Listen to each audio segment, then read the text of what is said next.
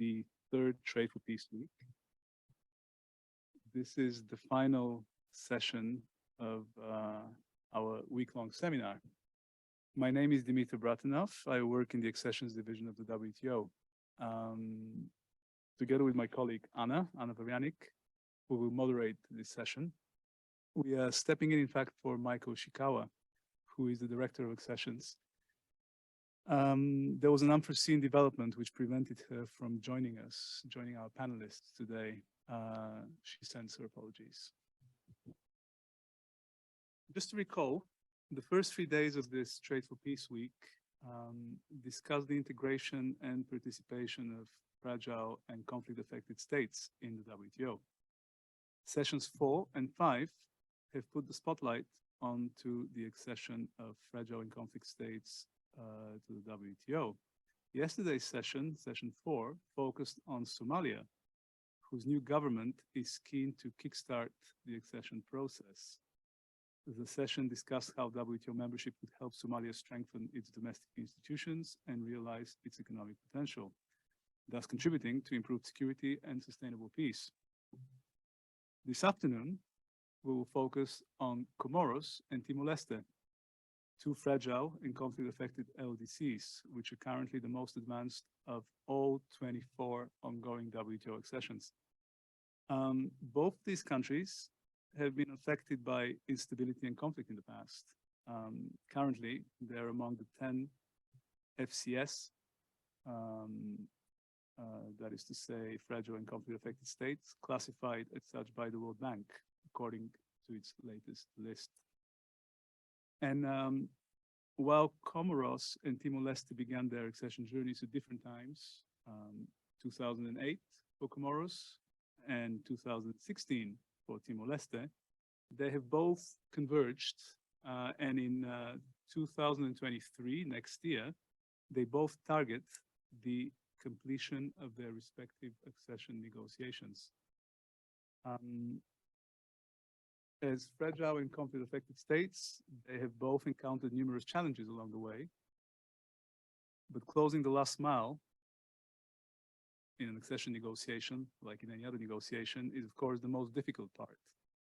And no one knows this better, surely, than the last two countries which joined the WTO in 2016, our most recent members. These are Liberia and Afghanistan, which are also classified as foreign and conflict-affected states. Today's session is called Becoming a WTO Member, Trade for Peace Angle, Thinking Ahead. This is going to be a Chief Negotiators Roundtable, and we are honored to be joined today by our dear friends, with some dear friends with whom we have worked closely for many years, and from whom we have learned and continue to learn a lot about the day-to-day real world of accession negotiations. So we are incredibly lucky to have with us today His Excellency Joaquim Amaral, who is the Coordinating Minister of Economic Affairs and Chief Negotiator for WTO accession of Timor-Leste. We have been informed just before the start of this session that Minister Amaral will not be able to join us at the start of the session, as he is still busy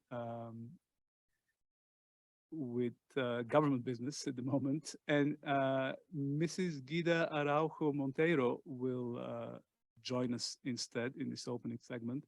She's the Coordinator General of the MCAE, and she'll deliver the opening speech of Minister Amaral. Then our second guest today is Mr. Said Salim, the Secretary General of the Ministry of Economy, Industry and Investment and Chief Technical Negotiator for the accession of Comoros. He is representing Minister Ahmed Ali Bazi, who had to cancel his participation at the last minute and sends his apologies. Our third panelist today is Mr. Axel Adi, former Minister of Commerce and Industry and Chief Negotiator for Liberia's accession to the WTO, and currently, among many other things, the host of the WTO Trade for Peace podcast.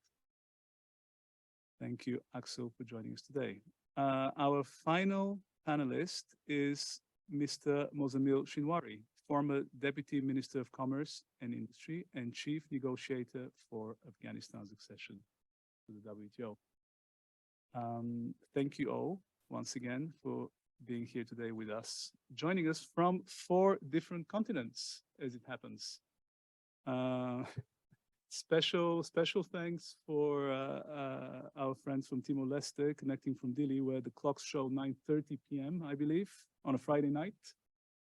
And to Mr. Axel Addy in America, whose day is only just beginning at 7:30 in the morning.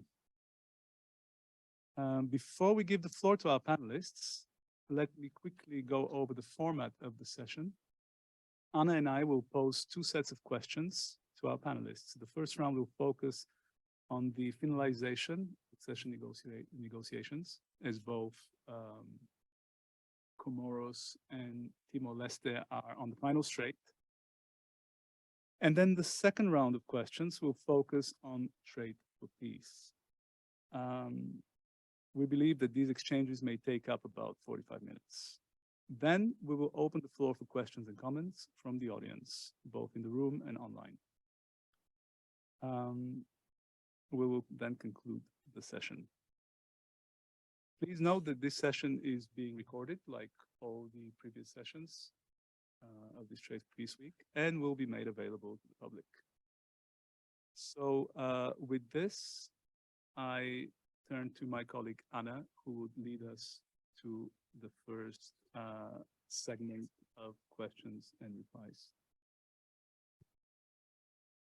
Thank you very much, Dimitar. And let us then first ask the first question to Minister Amaral, who is represented by Ms. Guida Araujo-Monteiro.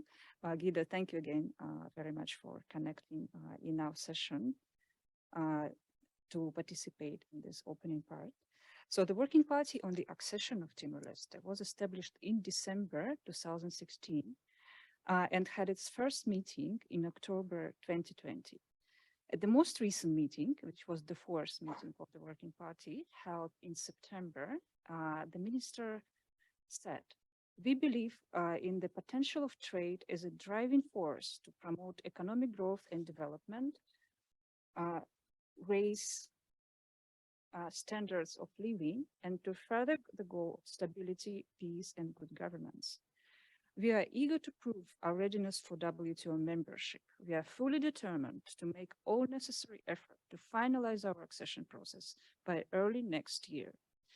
So with this background, could you please tell us where is Timor-Leste accession now and why it should be concluded in 2023? Thank you. The floor is yours.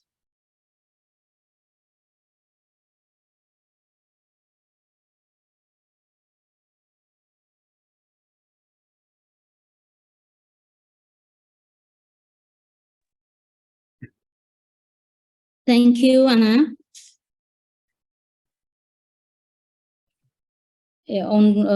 Allowed me to deliver the speech on behalf of the Minister, His Excellency Minister Joaquin Amaral, the Coordinating Minister for Economic Affairs and the Chief Negotiator. Your Excellency, Ms. Maika Oshikawa, Director of Accessions of the WTO, Your Excellency, Ambassador Rui Macieira, Chairperson of the Working Party on Timor-Leste's accession, Your Excellency, Ms. Said Salim, of Economy, Industry, and Investment of the Union of the Comoros, Your Excellency, Mozamil Shinwari, former Deputy Minister of Trade and Industries and Chief Negotiator of Afghanistan's, Your Excellency, Mr. Axel Addy, former Minister of Commerce and Industry and former Chief Negotiator of Liberia's accession to the WTO, Your Excellencies, Ambassadors and permanent representatives of international organizations.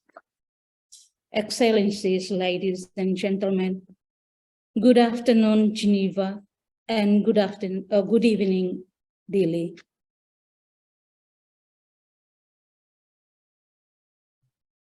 For organizing this event and support given to the Trade for Peace initiative of the G7 Plus WTO Accessions Working Group. Timor-Leste is proud members of the G7 Plus and co-chair of the G7 Plus WTO Accessions Group, together with Liberia. We welcome the recent expansion of the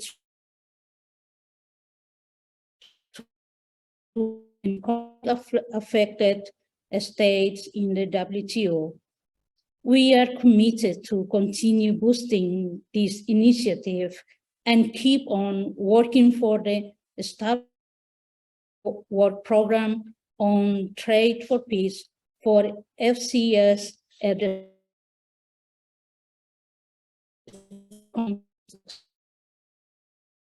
Let me also start by announcing you that in the last summit of ASEAN, a few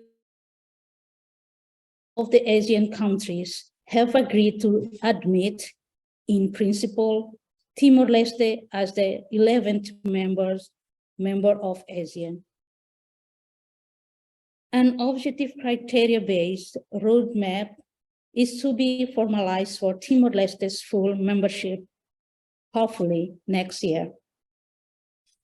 This announcement is the result of our constant and relentless hard work, as well as our commitment to do whatever it takes to join the community of ASEAN, as well as to become active competitors in the international trade of goods and services as full member of the World Trade Organization. We are strongly committed to becoming a full member of the WTO into 2023. This can be achieved thanks to our strong dedication and hard work, supported by the Working Party Chair, Ambassador Rui Macieira, and the WTO Secretariat. I also would like to use this opportunity to thank the WTO members for the continued engagements and support our accession and our development partners for their extensive assistance in our accession journey. Excellencies, ladies and gentlemen, it has been a long way since 2015 when Timor-Leste submitted its application to the WTO. Today, 7 years later, I am proud to say that we have made enormous progress in all fronts: multilateral, plurilateral, and bilateral. In the last 2 years, we had 4 meetings of the Working Party. Today, we are close to finalizing the draft report of the Working Party. The report contains an extensive set of commitments which we are ready to undertake. We have circulated ambitious market access offers in goods and services, and we have undergone a thorough review of our foreign trade regime, supported by members. Several rounds of questions and responses helped us to identify specific areas that needed for further attention to achieve WTO compliance. At the plurilateral level, we have decided to go for the extra mile and join plurilateral agreements like the Agreement on Government. We have been the first LDC and acceding government to join the latter.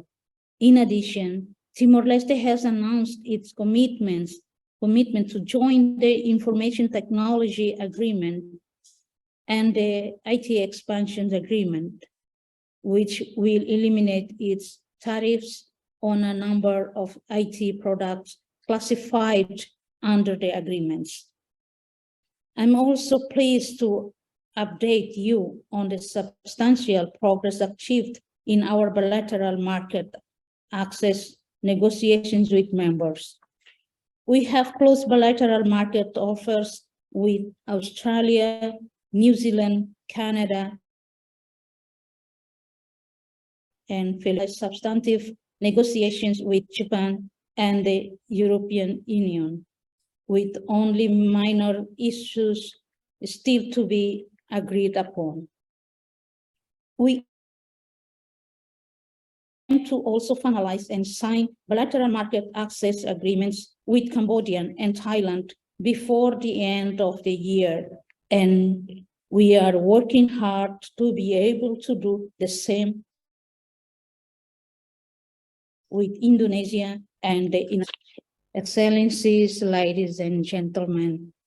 The accession process to the WTO is without doubt an anchor for the implementation of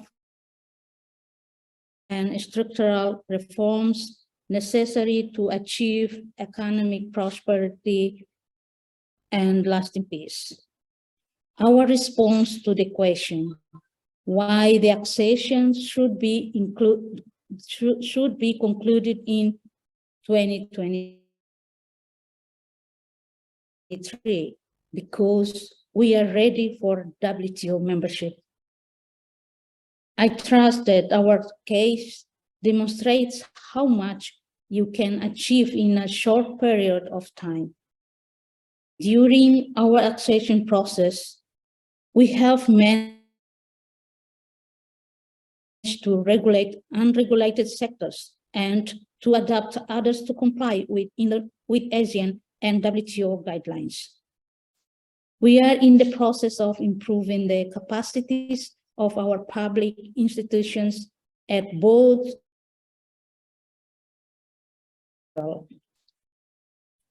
We have introduced a great number of measures to improve our business enabling environment and at the same time to increase the readiness of our private sector to make it able to compete in a more international and liberal environment. The accession process has also implied the development of our in many sectors. All in all, we wouldn't have evolved this fast without a strong need to integrate in the WTO and ASEAN. I hope that you will agree with me if I say that, regardless of the outcome, the reforms within the processes of accession are laying the foundations for Timor-Leste to be a reliable economic partner, an attractive destination for investment, and a significant player on the global stage. We are aware that this journey is long and will continue well beyond our accession to the WTO.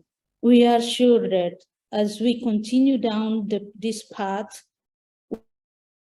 we will be able to realize the aspirations of the Timorese people to create a prosperous and expand our interest and to guarantee the prosperity and well-being of our population in today's complex world. Thank you. Thank you very much, Guida, for delivering this intervention on behalf of Minister Amaral and for providing us a very detailed update on where Timor-Leste currently is in the succession process. It's indeed impressive, the progress that has been achieved by Timor-Leste in its negotiations with members, especially in the last 2 years when Working Party activated its work with the first meeting in October 2020. So let us now move to the other accession dossier, the accession of Comoros. Now, let us turn indeed to Mr. Said Salim. Said, I hope you can hear us. De la division des accessions de l'OMC, messieurs les ministres, distingués invités et participants, mesdames et messieurs, c'est un honneur et un réel plaisir pour mon pays, l'Union des Comores, de participer au programme Commerce pour la paix sous les auspices de l'OMC. Pays en accession avancée à l'OMC, nous remercions l'OMC de nous avoir fait l'insigne honneur d'une invitation à faire une déclaration liminaire sur le thème du jour. Devenir membre de l'OMC sous l'angle du commerce au service de la paix, réflexion sur l'avenir. Distingués invités et participants, l'Union des Comores, pays observateur, a entamé depuis 2017 le processus de négociation en vue de son accession en 2016. À la suite de l'investiture à la magistrature suprême de son Excellence le Président Azali Assoumani. Distingués invités et participants. Depuis, en relation avec le groupe de travail dédié, l'Union des Comores a accompli un long et difficile travail technique reconnu et salué par tous les partenaires. Grâce au travail colossal fourni avec constance et détermination, le processus d'accession des Comores a enregistré des avancées suffisamment significatives pour envisager raisonnablement une accession formelle des Comores à l'OMC dans le courant de l'année 2023. Pour un pays classé parmi les PMA, cela constitue une prouesse technique remarquable qui ne manquera pas d'encourager les autres pays de ce groupe à relever le défi de l'accession. Notons que depuis 2016, date à laquelle l'Afghanistan et le Libéria sont devenus membres de l'organisation, aucune nouvelle accession n'a été enregistrée. Distingués invités et participants, nous tenons ici à renouveler nos remerciements à tous les pays et organisations qui nous ont fourni une assistance technique ou financière pour nous aider à mener à bien les négociations, notamment le secrétariat de l'OMC, la Banque mondiale, le Centre du commerce international et au plan bilatéral, le soutien à la demande et la Chine. Nous remercions également les pays qui ont conclu les négociations bilatérales, notamment le soutien à la demande, la République populaire de Chine, le Brésil, le Japon, le Canada et les États-Unis d'Amérique, ainsi que l'Union européenne.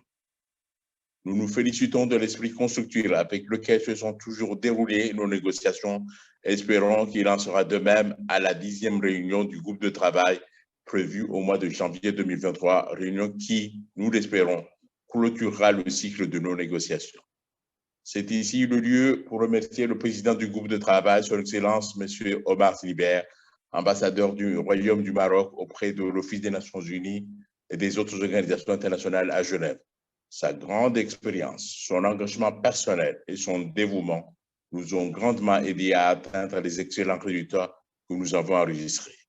Distingués invités, je saisis l'occasion de ce programme sur le thème du commerce au service de la paix pour réitérer la détermination de notre pays, les Comores, à rejoindre le système commercial multilatéral. Dans cet esprit, son Excellence le Président de l'Union des Comores, M. Azali Assoumani, a exprimé à maintes reprises cette volonté, cet engagement à Madame la Directrice Générale de l'OMC. Notre pays a élaboré un document intitulé Plan Comores émergent 2030, ambitionnant de hisser les Comores sur une trajectoire de pays émergents à l'horizon de programmation. Distingués invités et participants, pays post-conflit, après plus d'une période post-indépendante 1975-2001, marquée par l'instabilité politique institutionnelle, suivie d'une période de réconciliation nationale, de stabilisation de la paix et d'ancrage dans la démocratie et l'alternance régulière, 2001 à nos jours. Nous considérons que notre adhésion au système commercial multilatéral est un élément capital, un levier indispensable pour atteindre l'objectif d'un pays émergent. Distingués invités et participants, dans le plan Comores émergent, le commerce trouve toute sa place pour une croissance soutenue et durable, génératrice d'emplois et de revenus pour notre population. L'Union des Comores compte sur le ferme soutien des États membres pour tirer profit de son accession. distingués invités et participants, à l'occasion d'une table ronde dédiée, l'Union des Comores a présenté aux partenaires bilatéraux et multilatéraux un plan d'assistance technique post-accession indispensable pour mettre en œuvre pour faire face aux obligations découlant de son accession à l'OMC. Dans un monde en proie aux guerres, aux calamités naturelles et aux conflits, les Comores soutiennent les efforts du multilatéralisme en faveur de la paix et de la stabilité d'un système commercial multilatéral réformé, stable et prévisible, de l'agenda multilatéral autour des défis du changement climatique et du développement durable. Je vous remercie.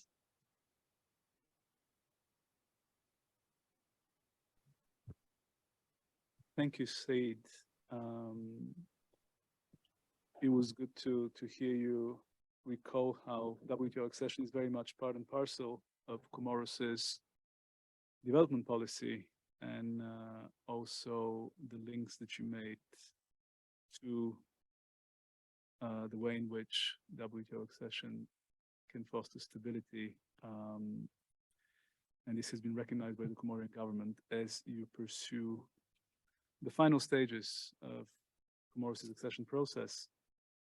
Thank you for that. Now let's move to the former chief negotiators of Liberia and Afghanistan. Thank you, Dimitar. And let us start with Honorable Akso Adi. Akso, your accession is famously known as Liberian model, as the process that was activated and finalized in only 9 months in 2015 under the leadership of the former president of Liberia, Honorable Ms. Ellen Johnson Sirleaf, and yourself as chief negotiator. And so that conclusion of this process allowed Liberia to become a WTO member in July 2016. So based on that experience, could you please tell us what advice would you give to Timor-Leste and Comoros, as they are now also very close to concluding their processes? Thank you. Thank you, Anna, and good morning, good afternoon to all. First, let me express my thanks and appreciation to the WTO Secretary for the invitation. I always look forward to participating and lending my support to countries that are going through the accession process. And thanks to the accession division and DDG Zhang and Micah for another successful Trade for Peace week, and all of you in the Trade for Peace team, Anna, Maria, Noor, Amanda, Alex, Suda, Anais. I think this work is very, very important for acceding countries. Distinguished excellencies of acceding governments and members of the G7+ friends, I am honored to participate in this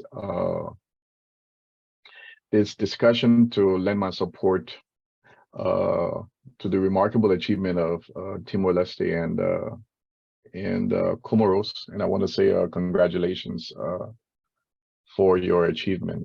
You've come a long way and made some remarkable steps, and I think others will also learn from you. In terms of the advice I would give to Timor-Leste and Comoros, I would say the following. I would say, one, maintain the advocacy and be stubborn. So do not relent. Keep the accession on the agenda at the cabinet level by identifying champions with political access to the president to keep the process as priority. I would say find a way to keep the core negotiating team engaged by rewarding and recognizing their effort, providing opportunities for external training through partner support.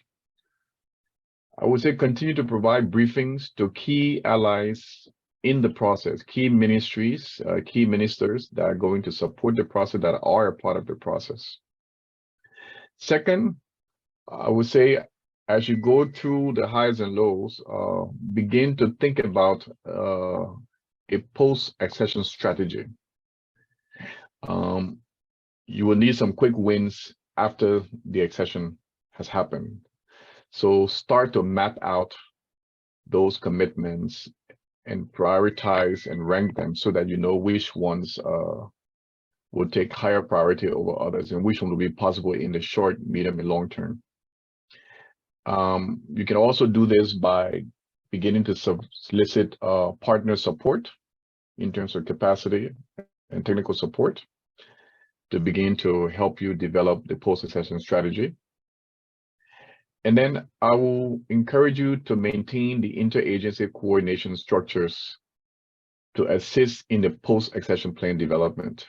That is very, very important. You have a lot of civil servants that are working across ministries and agencies for the accession process. And oftentimes, these stakeholders don't really get to talk to each other outside of this process. So it would be good to maintain that coordination so that the dialogue and the relationships are built across agencies, because it's very, very important when it comes to implementing the commitments. And then finally, I would say, make sure that the plan include building the capacity of the mission in Geneva to fully participate and take advantage of the multilateral trading system. It means, advocating and identifying a staff in the Geneva mission who can begin to network with the trade community to identify support for the development and implementation of the post-accession plan. The designated staff should actively also participate in the multilateral trading system, whether it's through the regional groups or special interest group, and also participate with other trade-related institutions in Geneva, UNCTAD, ITC, EIF, where possible.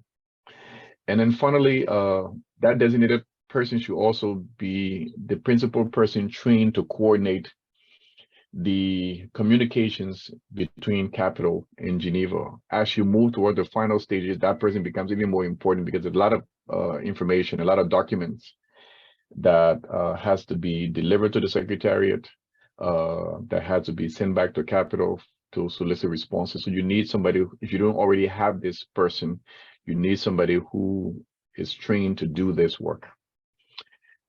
And so those are the key points and key advice I would give in terms of as you move towards concluding the accession. I would say be stubborn, do not relent.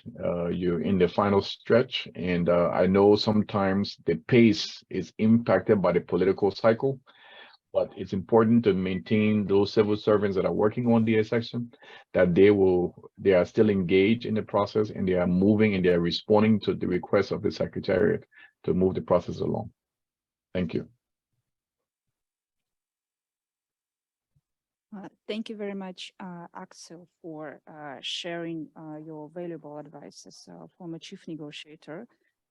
Indeed, the final stage of the accession process is quite often the most challenging. There's a lot of negotiating issues popping up, and it's very important for the acceding governments, for negotiating team to be persistent and to engage all stakeholders domestically, including at the highest level, to strategize on the post-accession implementation and, of course, on the next step on coordination in the government and between Geneva and capitals, including through the mission in Geneva that is going to play an increased and more important role even when the acceding government becomes a WTO member. Thank you very, very much, Axel, for this very useful advice. So let us now move to Mozamil, former chief negotiator on the accession of Afghanistan, which is another impressive accession that demonstrated a lot of commitment to the WTO when Afghanistan also reactivated the process in October, November 2015 and expeditiously finalized it to become a member of the WTO in July 2016, who is now the most recently acceded member. So Mozamil, my question to you will be the same. What advice could you give to Comoros and Timor-Leste as they try to wrap up their accession processes based on your experience? Please, the floor is yours. Thank you, Anna. Thank you, Dimitar. It's always a pleasure to be part of such important discussion and important program. And I would also like to congratulate Accession Division, Maika and her team for organizing another Trade for Peace Week. Sometime, people don't know when we were acceding to WTO, we were talking about the impact of the trade on the local security issue, on peace in Afghanistan and things. We started things. And then later on, Minister Axel with our former ambassador, Qurban Haqjo, and they started, to work on those things. And now we have Trade for Peace, a reality, thanks to both gentlemen, Axel Ade and Qurban Haqjo, for their work in bringing this thing up here. I think it's a significant work that they have done and contributed to WTO. Second thing, accession, we went through it. It's always a fun, a process that you face ups and downs in it, but still, as a practitioner, you enjoy the whole process. And sometime, 5 years or 10 years after you accede to WTO, you look at what went well, what went wrong, how we went that. And that's something when it comes to the experience sharing with the colleagues that they're acceding, because we went through a process. We think that we might have done some great work. We might have some mistake in the process, and that's why the newcomer, they learn from the others. So I think that's a great initiative taken by the Accession Division. Advice, it will be quite simple from my side. I will keep it quite swift. Finish your accession before any political change happening in your country, because that political change will bring another, hurdle to the process. There might be changes in the position that they're involved in the process. There might be changes in the people that they're supportive in the process. There might be people coming that who is not aware of the process, and they will be taking charge. So I think for any country that they are quite near to accession, they should finish their accession process as soon as possible before there is any political change, because when there is a political change, automatically there is uncertainty about the future, and that's somehow we experience in our accession. Like, we managed to conclude our bilateral negotiation in 2013. We were ready to finalize our multilateral overall commitment and everything, but unfortunately it didn't happen. And after 2013, it was a complete pause. In 2014, 2015, just before the end, we re-established and we restarted the process, and then we managed to finish it by the end of 2015. So I think 1.5 years, we were still lucky that we had the same team. We were still lucky we had the support that we used to have in the previous government, but we managed to go through that process. But it's not always the case for every country. There is always changes, and when these changes happen, there is a problem in the whole program. So that is the first advice, that finish your work as soon as possible.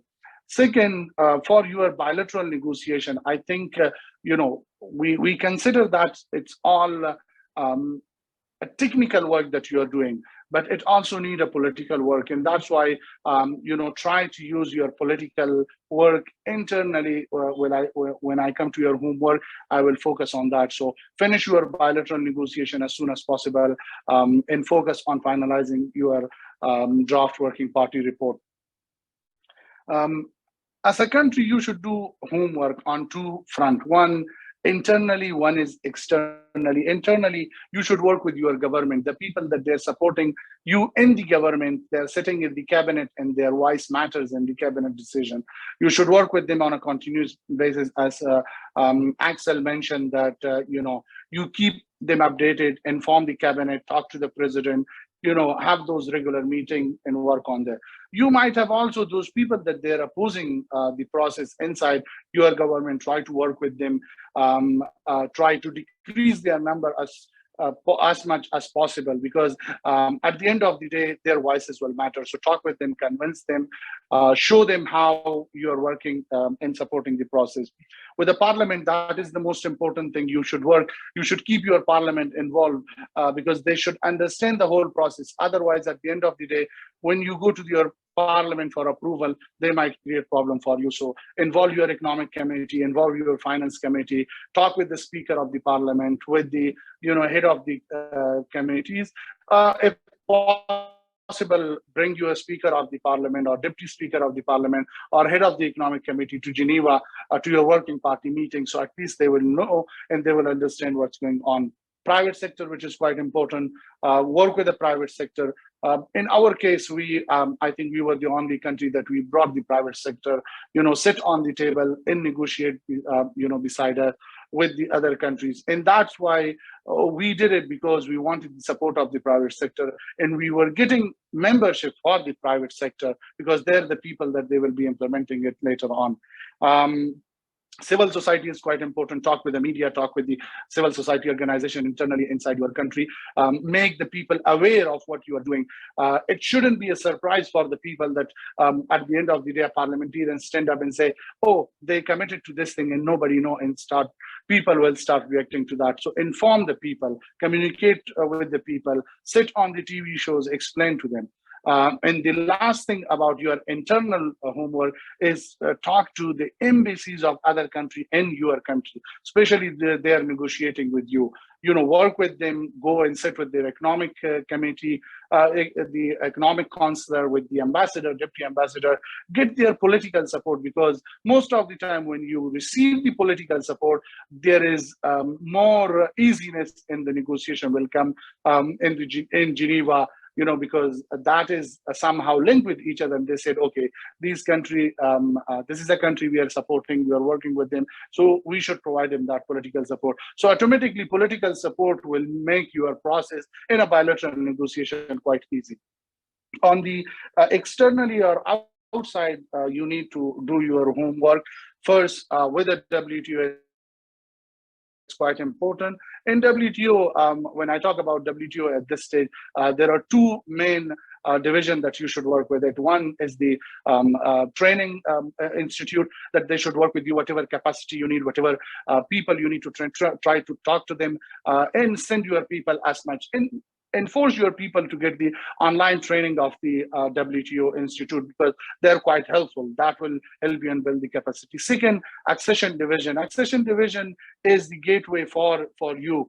If you are having any problem with any country, you can use them as a mediator. You can ask their help, in simplifying things for you while connecting with those things. And that is quite important. So you work with the accession division. That is your, person to go.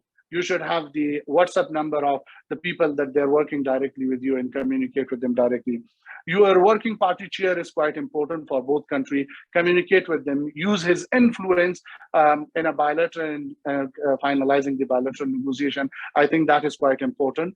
You should work with them on a regular basis. It shouldn't be just, when you go to Geneva and see him and just say hi. No. Before that, communicate with them, and chief negotiators should always be in touch with those people. Of course, the most important other missions in Geneva, when you have a visit to Geneva for a working party meeting, spare 1 or 2 days, go and meet with those missions, ask them, whatever you can do, whatever support they can lend in the whole process. So you can, establish relation with them, not only through the process, but also it will help you in the post-accession as well. Bilateral donors, this is quite important. You have the capacity building for a WTO, but at the same time, there are donors that they're providing capacity building. In our case, it was India and China that they were quite supportive to the process. They provided us the bilateral support. They would train our official in their capital. So I think you can talk with them. And there are many other, like USA, CLDP, they're providing, UK Aid, they're providing support in this process. There are many. Go and talk to them. You can knock the door of everyone. At least 1 or 2 will answer you and they will provide you support of that. other organizations that you are having. For example, you should talk to ITC, you should talk to UNCTAD, you should talk to UNESCAPE, that they're providing some technical assistance program and capacity building program. Work with them, talk to them. There might be a joint venture between a bilateral donor as well as the multilateral donor, so you can work with them, and that is your homework. So these things you need to do internally and externally to move ahead with your process. Otherwise, things will become difficult for you. So that is the time. Utilize it. Push for it, and work hard on finalizing your bilateral mission. I'll stop here. If there is any question, I'll answer later on. Thank you. Thank you very much, Mozamil, for your really extensive advice that you gave to our dossiers of Timor-Leste and Comoros. And of course, we very much appreciate sharing your knowledge on that, and we can fully agree with you on the importance of all these elements that may influence the pace of the accession process, especially at the stage of conclusion, like the political cycles or the importance of engaging all government entities and especially the parliament at the final stage, inform stakeholders in a transparent manner about the ongoing accession process, and seeking political support from other members of the organizations, including at the ambassador level and through communications with embassies in the capital and in Geneva. And of course, thank you for highlighting once again the importance of capacity building and training in the accession process, and the role of working party chairpersons in the support and leadership in this process, on which acceding government can fully rely in their finalization of accessions. So let us now move to the next question that we are going to pose to our distinguished speakers from Timor-Leste and Liberia. And Comoros. And once again, let us start with Timor-Leste. I would like to greet His Excellency Minister Amaral, who's now connected in the session. Excellency, thank you very much for joining us despite this very inconvenient time difference and late evening for you. And we know that you were in a busy meeting, so we very, very much appreciate that you are with us now. So my question will be as follows. So as one of the youngest countries, Timor-Leste has played a leadership role in the work of the G7 Plus association of 20 fragile and conflict affected states, which eventually inspired to launch a new group in the WTO focus on WTO accessions. That is called G7 Plus WTO Accessions Group during the 11th Ministerial Conference in December 2017. And today, Timor-Leste is a co-chair of this group together with Liberia. So in your view, what is the role of WTO membership in promoting peace and stability in Timor-Leste? Thank you. The floor is yours. Thank you, Anna. First of all, I do apologize not in since the beginning. First, I would like to thank you for all the valuable suggestions and advice. But some of the suggestions we have been done, as well as some we will to implement very soon. Ladies and gentlemen, let me start with the general observation. The link between trade and peace, or the use of trade as a tool to maintain peace, has been constant, has proven to be throughout history. We can see how the Black Sea Grain Deal is playing a role in the war between Russia and Ukraine. Both countries have been able to sit and talk about trade. The K announced yesterday that the deal will be extended for another 120 days. The leaders of the G20 reunited in Bali have highlighted the importance of this deal, not only because of what it means for both parties at war, but also because of the consequence that the disruption of the supply chains and lack of the grain provokes in terms of the social stability and conflict in grain depend LDC and FCS. For Timor-Leste, members means integration as we for Timor-Leste as a LDC members of the WTO and thus having access to the global market of goods and services is essential to promote peace and stability. As for any other valuable country, having access to the world supply chains of products is especially important to ensure internal stability. A country without access to market is a country sowing the seed of crisis. Let's not forget that the French Revolution exploded in a peak of the price of bread. The Ukrainian grain crisis has also provoked an episode of instability in some developing countries whose population has seen limited their access to such basic need products. As a young and aspiring nation, Timor-Leste cannot stay out of regional and global trade framework. For us, WTO membership is part and parcel of our commitment to a rule-based world order.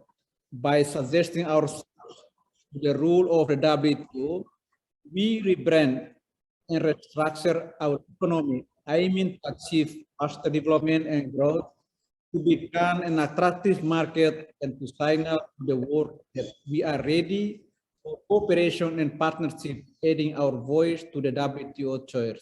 As the G7 Plus is saying, goodbye conflict, welcome development. This is what the WTO membership is about for us. We're thinking that the Trade for Peace program can make a difference and have an important role in promoting the integration and participation of conflict-affected states in the multilateral trading system.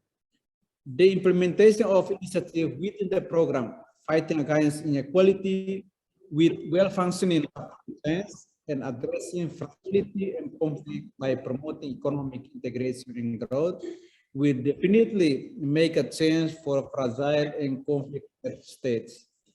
Thank you very much. Thank you very much, Your Excellency, for your important observations and, of course, your general observation and support to the Trade for Peace initiative and highlighting the role of trade in promoting peace and stability, especially now in the context of food security challenges, and also highlighting the approach of Timor-Leste and the importance of WTO membership for peace-building effort and sustaining development in Timor-Leste in the context of integration to the global economy, and also regionally, of course, integration to ASEAN and the WTO, which would contribute to Timor-Leste development and lasting peace. And the quote from the G7 Plus, I believe, that you mentioned about goodbye conflict, welcome development, is one of those which may best describe, I think, this whole idea and goal of the Trade for Peace initiative. Thank you very much. Let us now from Liberia.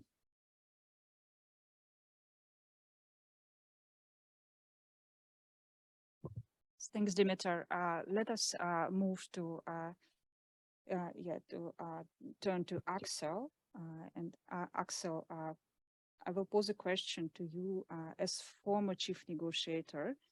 What, if in your view, could be the elements that need to be in place to make WTO membership serve as a stabilizer in an FCS situation? Thank you.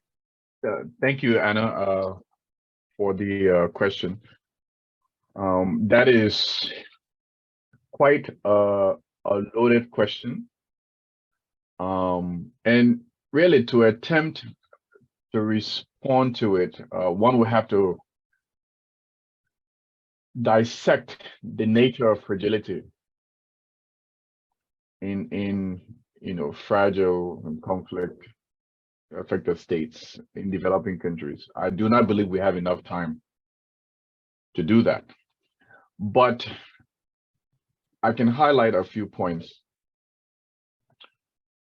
The argument for the Liberia negotiation was that one, we wanted to use the accession process to rebrand Liberia from its recent past of conflict and fragility. We wanted to send a clear signal to the world that Liberia was committed to joining the global community and was ready for business. And I often used to tell our core team that our collective effort at the end of the day must derive policies that truly deliver dignity to our citizens. What this would mean is that countries faced with such challenges in such situation, while they may lack the level of capacity, the ability, political will, the policy mix, development tools, independence, you name it, to deliver dignity to their people meant that those policies led to growth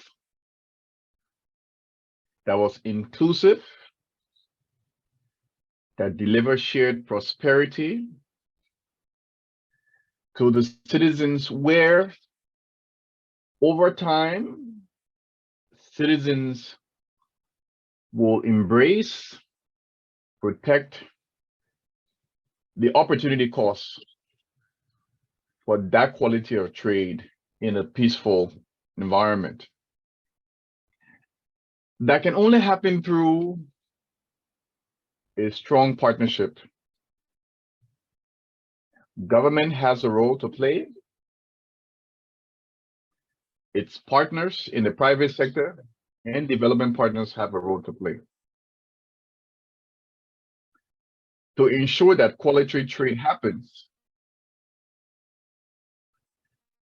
Countries will need all the support to build a capacity to improve trade facilitation and thereby improve domestic revenue generation. And in so doing, the benefits can translate into shared prosperity, not just for a few, but for the general public. Governments have to show their continued commitments to those values in the accession package, the values of transparency and the respect for the rule of law, in creating an enabling environment where business can thrive, to create those much needed jobs, primarily for the majority youthful population, so that they too feel that they are part of this national prosperity, this national transformation. That's the dignity restored. For Liberia, I can say today that in spite of the many challenges, roads are still being built. However, the struggles, salaries are being paid in both the private and the public sector. However limited and slow, new jobs in new sectors are delivering hope for citizens. Now, if I were to tell you it was perfect, absolutely not. But the core value of Trade for Peace is that the lives of the poor, majority of whom live in developing countries, are victims of global shocks beyond their participation, is that their lives equally matter. And so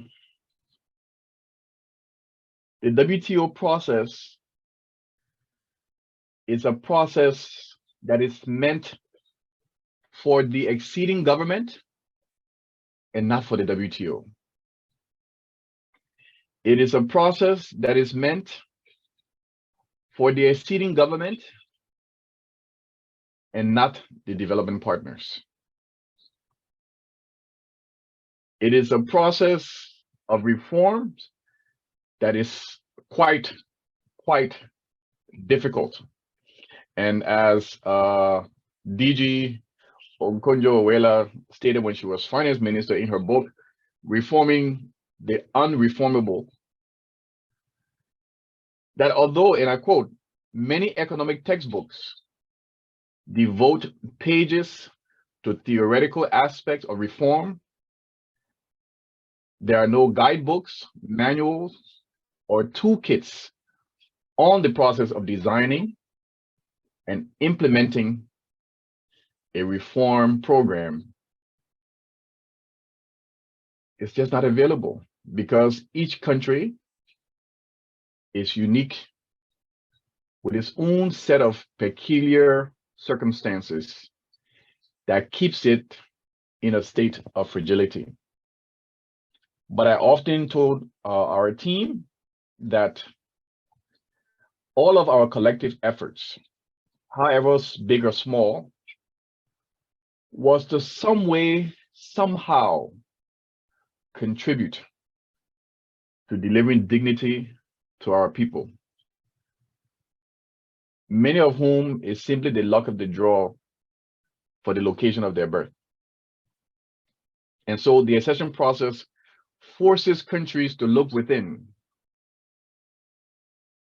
and look at the necessary reforms needed for economic transformation and transformation that brings everybody along. And so I want to thank the civil servants of Timor-Leste and Comoros that have weathered the storm to bring this process thus far.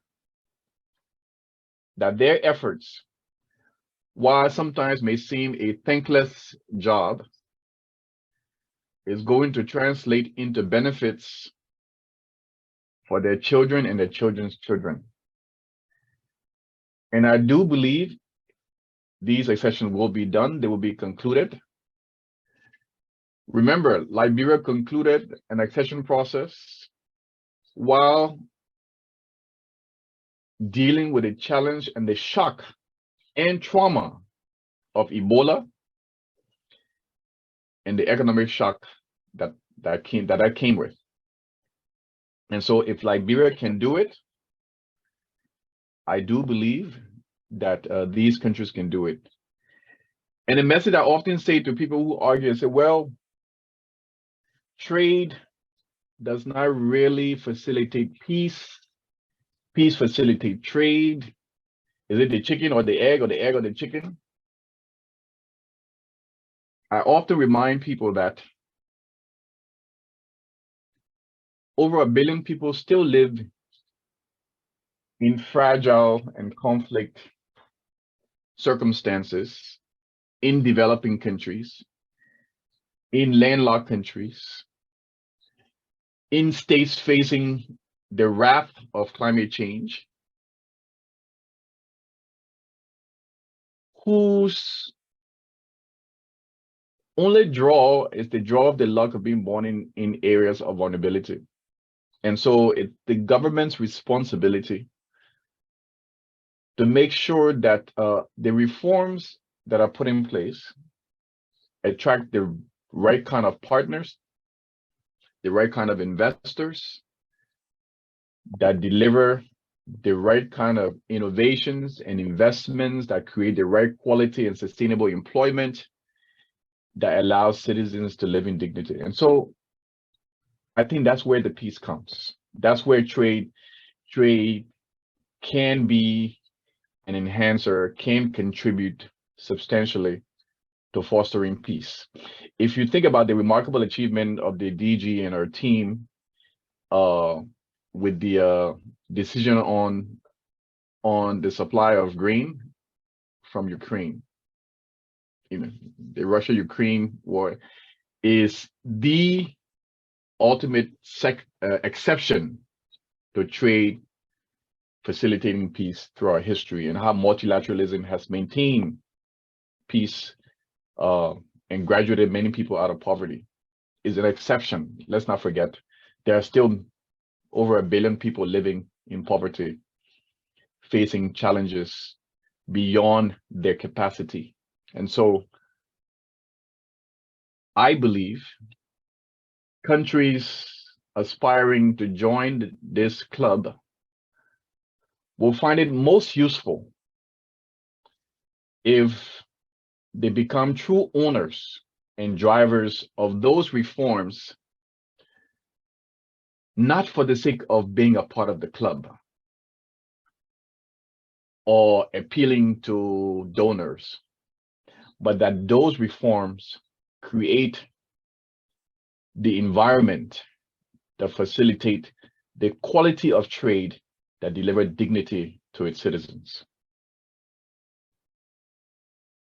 That is what makes trade for peace an important area to be explored, a network to be built on, where lessons learned can translate and be translated, can be transferred to countries that are facing, Liberia was facing internal conflict. There was no invasion coming from a superpower coming into Liberia. Today, the conflicts in the Horn of Africa are internal conflicts, some of them rooted in the historical past, some of them rooted in the colonial past, some of them rooted by competing global interests. But the policies and the reforms that governments commit to has to be real in the fact that it delivers some level of dignity to their citizens. I can proudly say that yes, we acceded to the WTO. Have Liberia met all of its commitments? No. But one thing that we've seen is there are some sectors that were dormant that have now grown and has now formalized. The tourism sector, for example, is creating numerous opportunities for young people. More and more entrepreneurs are going into agro-processing. And most importantly, politicians, after elections, run to the courts instead of the bushes to settle disputes. So I think that's a remarkable achievement. And today, Liberia is no longer a fragile or conflict-affected state. And that is something to be proud of. Thank you. Thank you very much, Axel, for sharing your wisdom and your perspective on the role of trade and the WTO membership in promoting peace in fragile and conflict-affected states, and of course, especially mentioning and highlighting once again the WTO accession processes for the acceding governments to implement the necessary tools for their domestic reforms, rather than for the WTO or other participants in this process. And we believe that Liberia's case is really a success story here, as Liberia was removed from the World Bank's list of fragile and conflict-affected states in 2021. So your experiences, your knowledge is really crucial. Thank you again for sharing your thoughts on this. Let us now try to move back to Comoros to see if we can have intervention by Said. Thank you. Said, over to you, if you can hear us.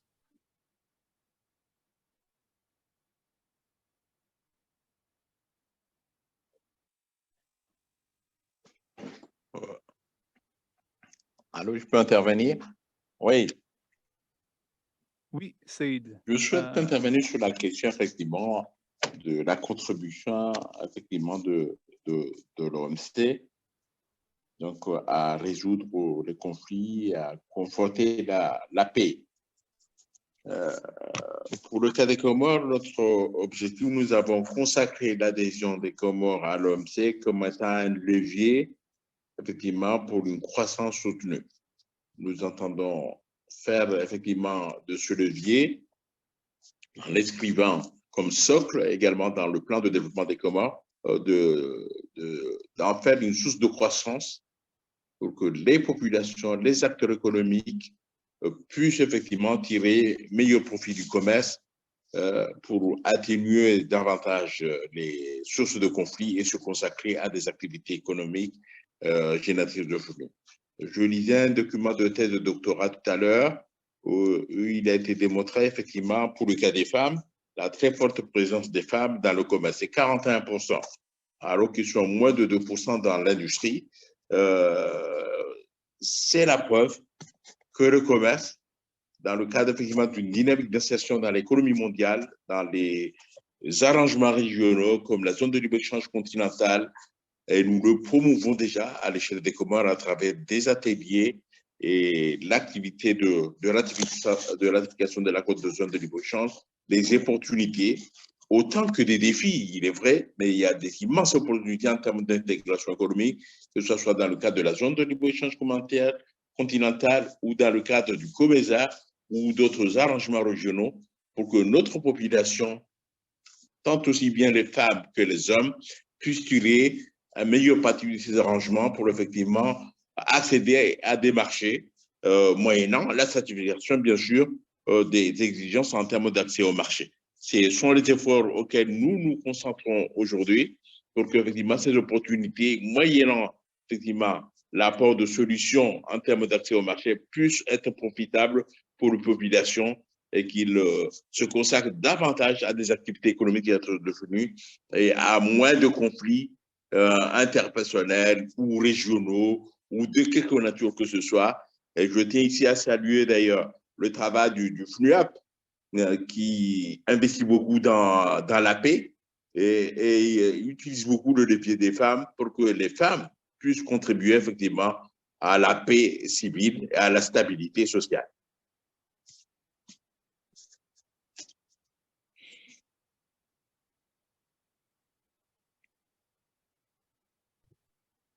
Thank you, Said, for bringing in the perspectives of Comoros in this conversation, and in particular stressing the point about the importance of committing to economic activities and focusing in particular on the role of women, who, as you pointed out, are much more involved in an area like trade than perhaps traditional industrial activities. Thank you. I think at this point we will turn to Mozamil for Afghanistan's perspectives on this same question. Anna? Yes, Dimitar, thank you, dear Mozamil. So we will be asking you the same question as we asked to Axel already. So as a former chief negotiator, what elements you think need to be in place to make trade in WTO membership to act as a stabilizer in a situation of an FCS? And let me also pose an additional question to you. So what do you think if the Trade for Peace agenda is still relevant for Afghanistan today? Thank you. Thank you, Anna. In my opinion, most of the conflicts are not ideological.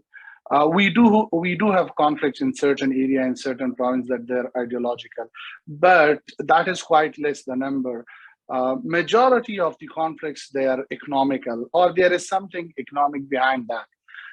And that's why the importance of Trade for Peace is coming there. Accession to WTO, just let me put it this way. when we were acceding to WTO back in 2000, when we were negotiating in 2012 and 13, and later on in 2015, our aim was that okay, we are working for a kind of economic system that can create opportunity. Those opportunity, for example, that the people can come in and invest. When they invest, they will produce. When they produce, they will hire more people. When you hire more people, you reduce the unemployment rate, and that those unemployed people, that they're always target of the conflict group to utilize them, especially in a country that is going through the conflict for last 4.5 decades. So it is quite easy for the recruiter or those that they are doing are involved in conflict to recruit those unemployed people, to recruit them as insurgent for them, because for them, taking a weapon and empowering them with weapon, that's quite easy. So I think when you create opportunity, you attract investment, you produce, you reduce the unemployment rate, and then you start exporting, and you're emerging. Countries that they're, always when you look to the countries in conflict, they might have something in common. One major thing regarding Afghanistan was we have a huge resources of mineral resources. And you would find the conflict in majority of the area where you have mining there, for example, whether it's regarding the lapis, whether it's regarding any other kind of mines that surrounding that area, there would be conflict. Second thing with Afghanistan, it was narcotics, illegal trade of the narcotics and poppy cultivation. That would also lead, because that was financing the overall thing. Again, the economic activities in that multi-billion dollar market around the world. And third, of course, the illegal trade, doing the normal trade through illegal ways, that happen when you don't have proper control on all those things. For example, when we were negotiating with our, partner back at the time when we were negotiating, for example, for me, many countries, they complain about the tariff peaks in certain items, for example, in water.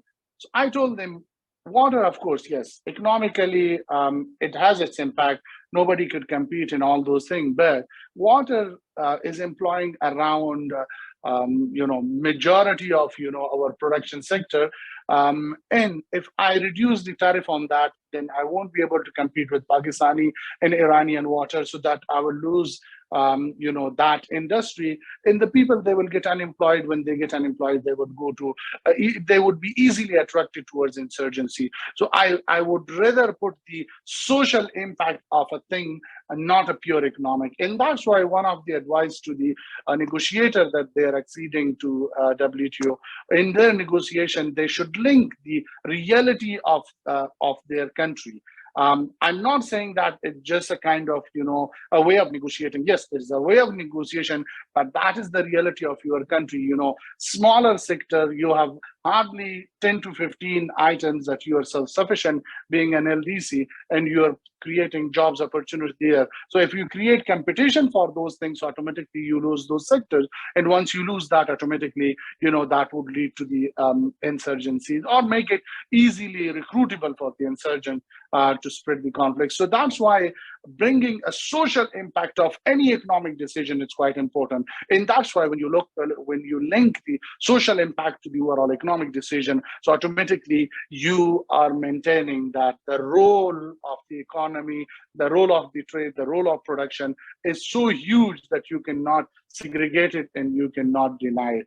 So when I talk about how accession would help, for me personally, interpreting that by creating first transparency, second inclusivity, third bringing legal reform. Legal reform is or what I used to call it, and I still call it, building legal infrastructure. Through WTO accession process, you adopt a legal infrastructure that you are giving a protection to everything surrounding your economy, and that is something quite important. Simplifying the procedure, that is quite easy. Like those they are doing illegally trade, if the procedure are easy, if they can register business quite easily, if they don't pay that much,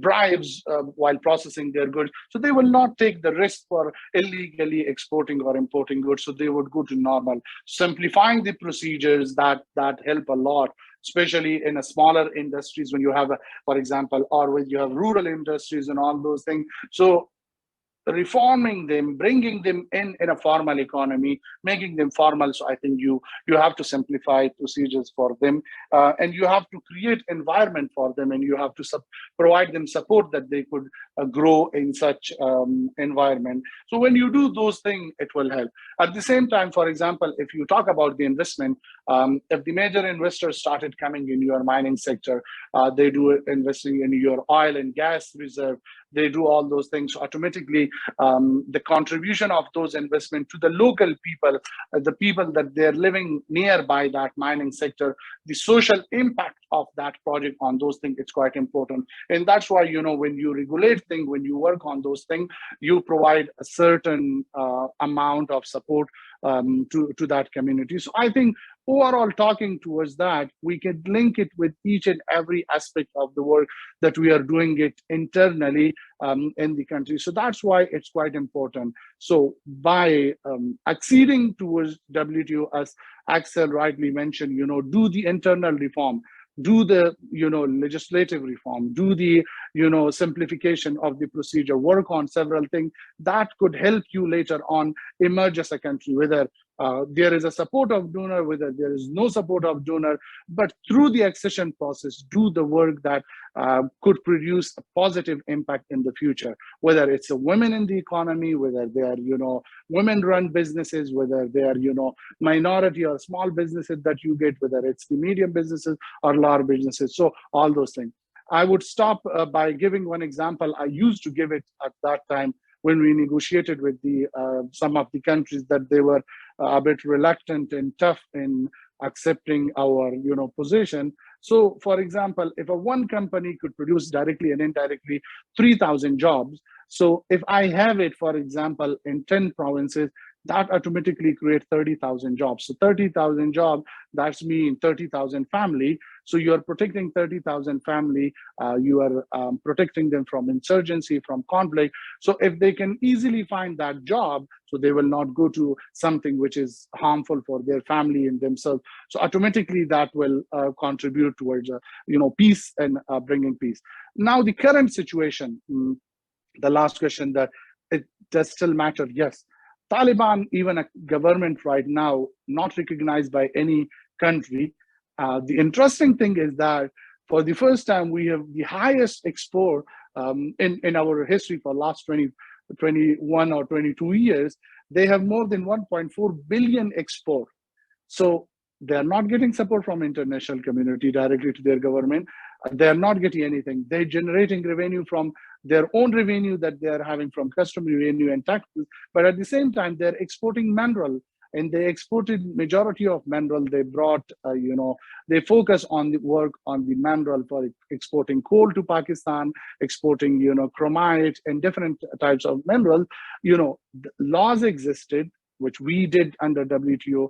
Procedure, simplify the procedure, they're following the same procedure and they're working there. Right now, they're generating sufficient revenue to run their government, pay their salary, work on the infrastructure project. And that is because, still for them, to operate without any problem, without any conflict, without anything, they're doing their trade, they're exporting mineral resources, and they're generating revenue, they're spending on their own government. Even a government that is not recognizable by any country, a government, it is still Islamic Emirates of Taliban under the UN and US sanctions, majority of their cabinet under UN and US sanctions, but still they operate in an environment.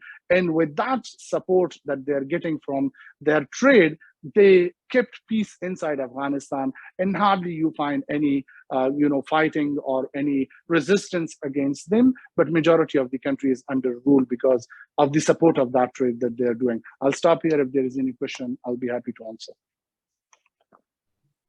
Yes, Muzamil, thank you very, very much for sharing your really unique knowledge and observations on that, and highlighting the role of WTO accessions and benefits of WTO accessions, including increased transparency, increased good governance, and so on, and other elements where social impact is, of course, one of the core considerations to think on as governments join the WTO. And also thank you very much for your insight on the situation in Afghanistan.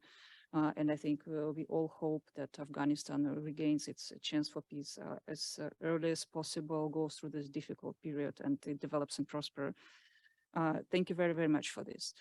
Now, as our very important discussion is a little bit extended, we are now 5 minutes more already, and we propose that maybe we could spend another 10 minutes in this session, as we have a lot of interest from the session participants. So before we open the Q&A segment very quickly, we would also like to give floor to His Excellency Ambassador Rui Macieiro, Chairperson of the Working Party of the accession of Timor-Leste, for his observations on this accession process. Thank you, Excellency, the floor is yours. Well, thank you very much, Anna, and thanks very much for the Secretariat for organizing, in fact, this week of Trade for Peace.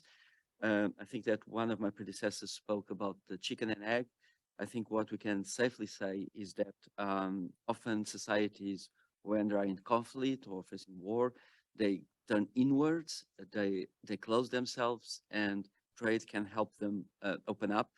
And that, in fact, can help create a virtuous circle in which a more open society then generates more opportunities for economic growth and for more trade, and that further opens the society and stabilizes the situation. So again, thank you very much for organizing this week. Allow me to dedicate a few words to Timor-Leste, as I'm chairing the Working Party, as you said. I think it's very inspiring to see the remarkable path of Timor-Leste in the past 2 decades. Portugal and Timor-Leste have very close ties based on a shared history. Therefore, we have supported the accession of Timor-Leste to the WTO since the beginning. It is with great satisfaction that I have witnessed the commitment of Timor-Leste to advance in the accession process, with the ambitious but we think achievable goal of joining WTO and ASEAN in 2023. And in fact, I can witness that Timor-Leste has worked non-stop towards this goal.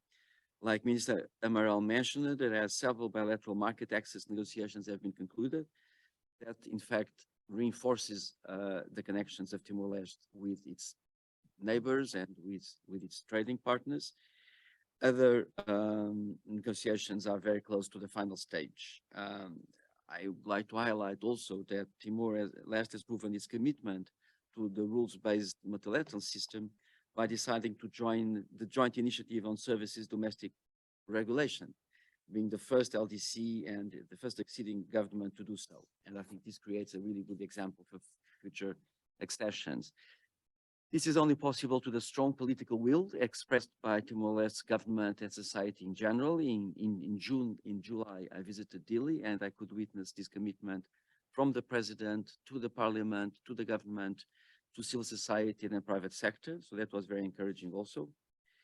And none of this would be possible without the support of development partners, many of which are now at this meeting.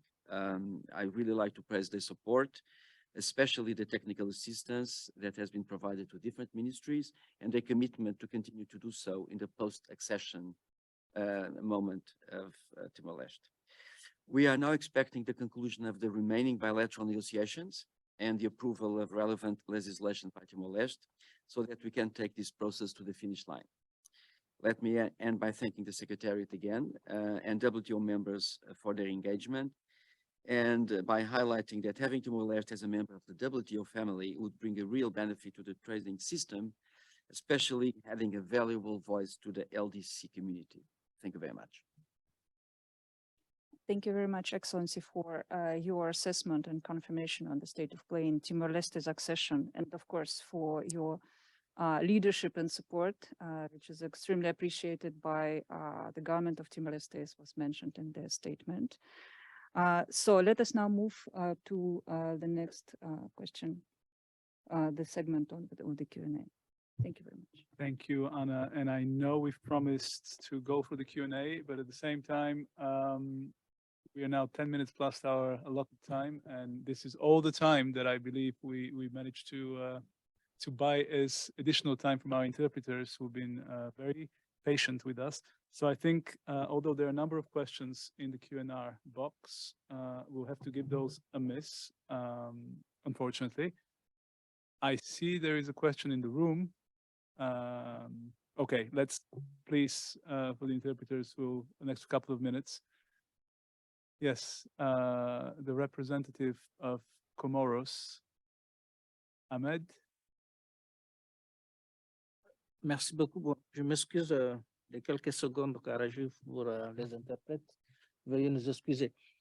J'ai une question qui me semble très intéressante à nos participants du Libéria et Afghanistan parce qu'ils ont nous donné des expériences vraiment très utiles, mais c'est qui va nous aider au parachèvement du processus. Mais je voudrais, à leur prudence, aller un peu en avance après accession, nous donner un peu qu'est-ce que nous pouvons faire, parce qu'ils ont déjà là, qu'est-ce que nous pouvons faire après accession, la mise en œuvre des accords, des réformes, tout ça qu'on a parlé pour accéder. Et maintenant, qu'est-ce qu'on peut faire après accession? Je vous remercie.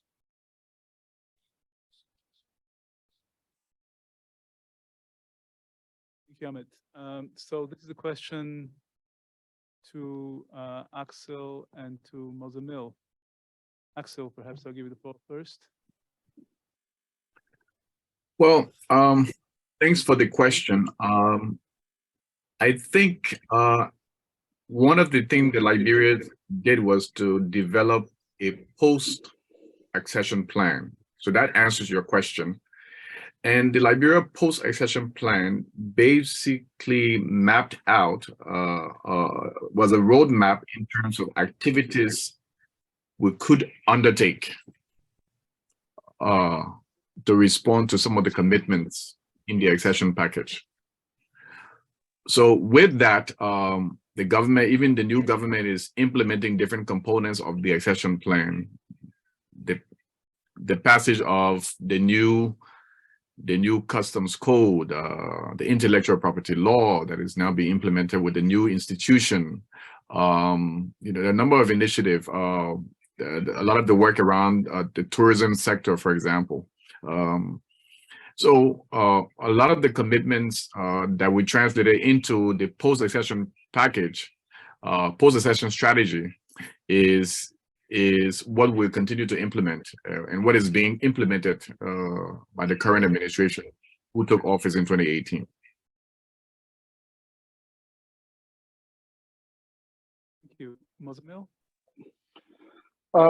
As rightly Axel mentioned, the post-accession strategy is quite important thing. You have to work on that. But beside that, you shouldn't wait until the accession. You should start work, especially on building the capacity of the team that they should be working on your post-accession work. That's why I mentioned the capacity building role is quite important. I call it invisible hand, the support that it is providing the WTO training institute and other bilateral and multilateral organization that they're providing this technical support. That is an invisible hand that could play an important role in your overall accession process, because every country, those they are acceding to WTO, for them it's a new experience, and then going to implementation is a completely new experience as well. So beside your post-accession strategy, where you put all your commitment, you put the deadline for it, you to put timing for it, that's completely one side. But beside that, you should be prepared for that, and that need a lot of technical assistance that you should work. From now on, just pinpoint the area you need technical assistance, whether it's the notification point that you need people work there, whether in SPS related work you need people, you have to train there, whether it's TBT related work, you need people there. So every area, just focus on it, work on it, be ready for that. Second thing, try to keep your negotiation team involved at least for a year after accession, because in majority of the country you see, and that is the problem problem mostly with LDCs, like countries like us.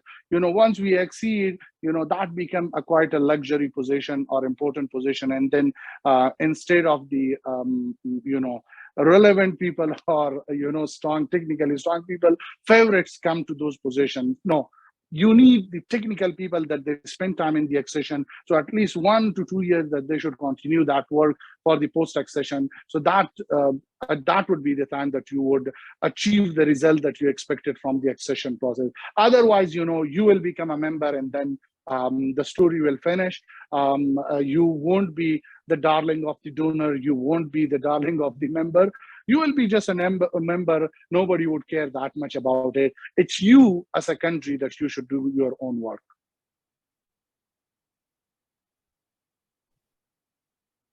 Thank you. I am afraid we'll have to think about wrapping up today's session and the whole week. Thank you all. Thank you, Mozamil. Thank you, Axel, for bringing in the perspectives of experienced chief negotiators. And I think this has been invaluable for the representatives of Comoros and Timor-Leste who have listened in and participated today, bringing in the trade for peace angle to the discussion has been, I think, very interesting and enriching, and it brings in additional elements to consider when governments are looking to cross the finish line in the months to come, hopefully both in the case of Comoros and Timor-Leste. So thank you once again to all our panelists today. So this concludes our fifth and final session of the Trade for Peace Week. And before we leave, I just have a quick announcement to make. Tonight there'll be a special session, I believe we call it, of the Trade for Peace Future Leaders Youth Initiative in collaboration with the Center for Trade and Economic Integration at the Geneva Trade Platform. So this will take place tonight at, well, in an hour at 4:30 at the FAB on the 4th floor of the Graduate Institute here in Geneva. And the session will focus on youth inclusion in the fields of trade and peace building and discuss what youth can bring to the table. I recall that Axel Adi mentioned the importance of involving youth in his intervention. So this afternoon session will very much focus on involving the youth. So with this, thank you once again for joining us, and special thanks to our panelists once again, and those who followed us today and during the week. Until next time, thank you.